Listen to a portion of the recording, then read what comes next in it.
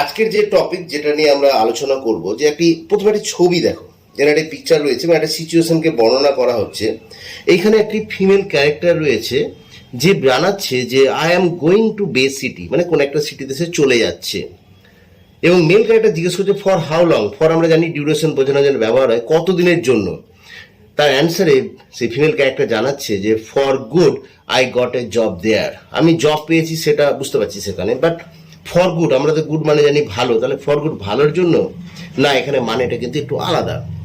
For good আমরা এখানে ব্যবহার করছি বা ফর গুডটা ব্যবহার করা হয় যখন কোনো সিচুয়েশন বা কোনো অ্যাকশন আমরা ফর এভারের জন্য বোঝায় বা পার্মানেন্টলি বোঝায়, যে আমরা এটা কাজটা পার্মানেন্টলি করছি, তখনই আমরা ফর গুডটা ব্যবহার করি।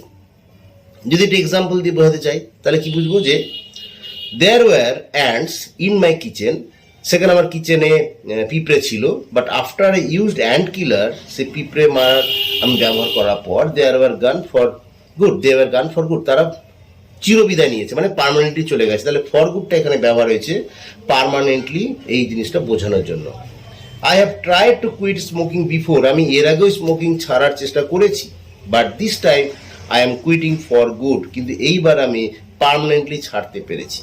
তাহলে বোঝা গেল পার্মানেন্টলি কোনো অ্যাকশন বা কাজ বোঝানোর জন্য আমরা কিন্তু ফর গুড এই আমরা ফ্রেজটাকে কিন্তু আমরা ব্যবহার করতে পারি, যদি আমরা নিজের একটা এক্সাম্পল বানাই।